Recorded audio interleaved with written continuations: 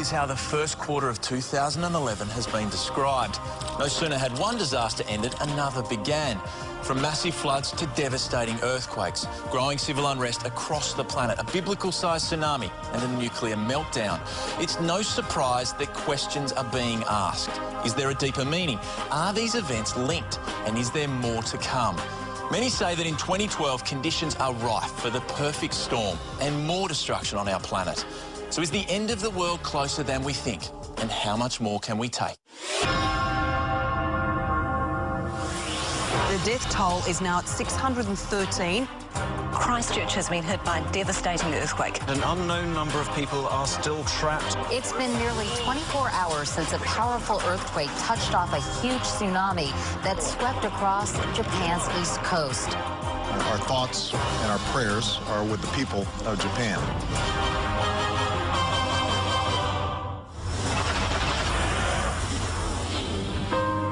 The summer of 2010-2011 will be remembered as our summer of sorrow.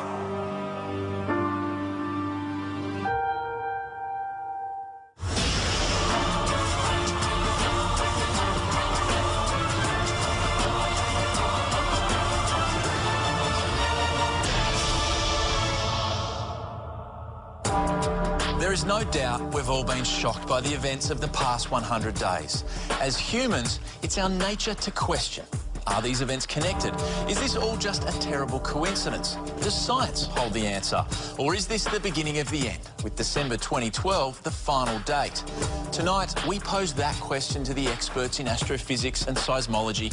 We hear from authorities on religion and ancient mysticism, and we get some plain speaking from skeptics too.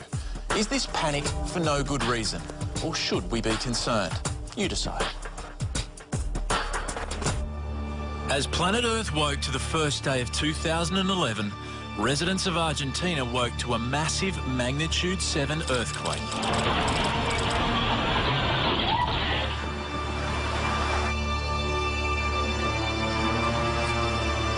Almost simultaneously, an earthquake hit the Sichuan province in southern China, and with it 100 aftershocks. Around 148,000 people found themselves homeless on the first day of the year. Has this year been more active than most? Well, the start of 2011 has been a particularly active area worldwide. January 2nd, 2011, and another earthquake. This time in Chile, measures 7.1. We have periods where there's above average activity. We don't totally know why it happens. January 11, disaster struck closer to home. Queensland was experiencing the worst floods in living memory. Well, just 10 months after being hit by a once-in-a-century flood, the people here are now bracing for an even bigger round 2. It's not a pretty picture. Is it worse than what we thought it would be? Oh, without a doubt. This disaster has rewritten history. The recovery will have to match.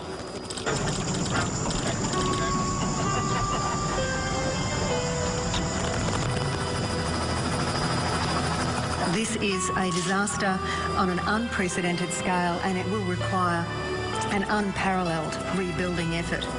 We have had floods before in Queensland, we've had cyclones before, but we've never had a disaster on the scale of this one. The first 3 months of this year have not been typical. There is no doubt that this year has been really tough. Well, look, the floods are obviously tragic. People died, lost a lot of property, and I'm upset about that. But in another way, I also see this as a return to the Australia that was wetter about 30 or 40 years ago. You've got to realise the world isn't as safe as we like to pretend it is. It's wild and much bigger than we are. Get used to it. A Category 5 cyclone Yasi smashed into North Queensland at midnight with wind gusts well over 200 kilometres an hour. There's no doubt that we've been king hit by these disasters. We have had clusters of disasters in the past, and we're having one now. Because it is so close to 2012, 2012ers see this as a sign that the prophecies are coming true. The 2012ers based their prophecies on the ancient Mayan calendar, which began over 5,000 years ago. But on December 21st, 2012, it runs out. The Mayans made this amazing thousands of year long calendar, which eventually finished on December 21st, 2012. Did they say it was going to bring the end of the world? No, they didn't. But what they did predict with incredible accuracy was solar cycles. Now, 2012 just happens to be the peak of an 11-year solar cycle. The Maya and the Egyptians were able to calculate when the magnetic field of the sun will change. If you study then this theory, you find that a big solar event will happen. And here's where science and ancient mysticism kind of agree. 2012 we'll see the peak of activity in the sun's magnetic field. It will see the possibility of large-scale solar storms. They're caused by things called solar flares, and an X-class flare is the most intense, and we might see X-class flares next year. So the possible effects are changes in communications. It tends to be short-wave communications that are actually most at risk. NASA says any moment in time it can happen. And what NASA is saying is almost as bad as what I am saying. Because if the electric grid system goes down, 90% of all Americans, Europeans and Australians will die within 1 year. If you don't have any electricity, then you don't have any food, there are no planes, there are no cars, and so on and so on. And it will be back to the Middle Ages then. And here's how Hollywood depicted that exact scenario. On February 15, a solar storm sent a massive solar flare, blasting to Earth at about 900 kilometres per second. And with it, electromagnetic storms, which totally jammed shortwave communication in China. There's an atmosphere of the sun, which is where we see these magnetic phenomena. And that is where these, what are called solar flares, which are essentially balls of gas. Sometimes they're twice, 3 times as big as the Earth. It's almost like a cosmic burp coming from the sun. In extreme cases, you can find a situation where power grids are overloaded, so all the switchgear trips out, and so you lose power. The last episode of that kind took place in 1989. It was in Quebec when 9 million customers lost their electricity because of a solar storm. So is this what the ancient texts are predicting? Something's going to happen in 2012. We don't think the world's going to explode or it's the end of everything at that point. But there is this feeling that we're approaching a very interesting time.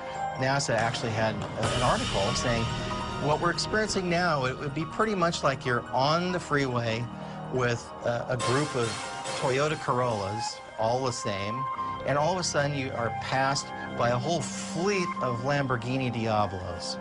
It's like that's what we're experiencing right now as far as cosmic particles. Solar storms, floods and earthquakes, a world in turmoil. But over in Egypt, a storm of a different kind was brewing, and this one was playing out on Facebook.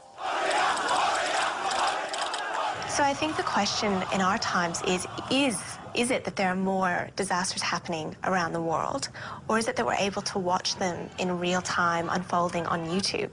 Look, certainly it has been said by many, including one of the individuals credited with starting the Egyptian uprising, that it would not have happened without Facebook, and that is extraordinary.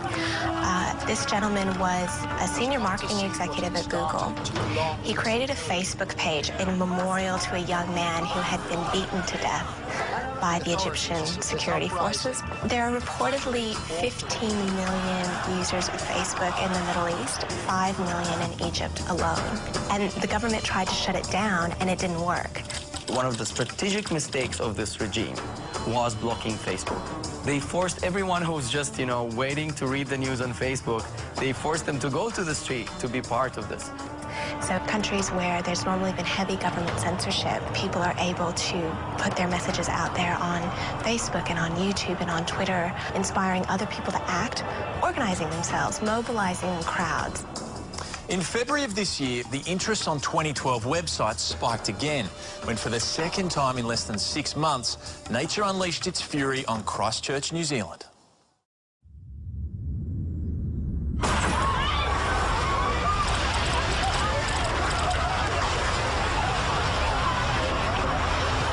Christchurch has been hit by a devastating earthquake. 6.3 on the Richter scale. While we all watched in horror the images of Mother Nature at her worst, humanitarian organisations were quick to point out that this was society at its best. We have some people who were involved in Queensland, and then first of all the floods, and then the cyclone, and then involved in Victoria, and then were involved in the New Zealand earthquake. You feel as if you've lived 10 years in one, and the emotional impact on everybody, or any human being who cares, is very great indeed. It really has a huge impact. Believers in astrology say this was always going to be a time of turbulence. The last 100 days have been textbook that astrologers would expect for the move of Uranus into Aries. It's been chaotic, there's been social upheaval, and nobody really has any idea of what's going to happen next. Seismologists believe there is no way to predict the next massive earthquake. What they can offer is an educated guess. Earthquakes happen far more often on the plate boundaries, and earthquakes in anywhere on the plate boundaries, around the Pacific, wherever, are far more likely than elsewhere, and that's a pattern that's been recognised ever since earthquakes have been studied. We've got the Ring of Fire around the Pacific, which is the most active part around the world. About every 100,000 years, Melbourne or any other city will experience a very nasty earthquake comparable to the Christchurch or bigger. But we don't know where we are in the cycle. Still to come. You can be prepared or not, but you'll be the one begging if something bad happens. It is a life insurance policy. And an inexplicable connection between a prediction and an event. Just like Mubarak, it said Gaddafi will fall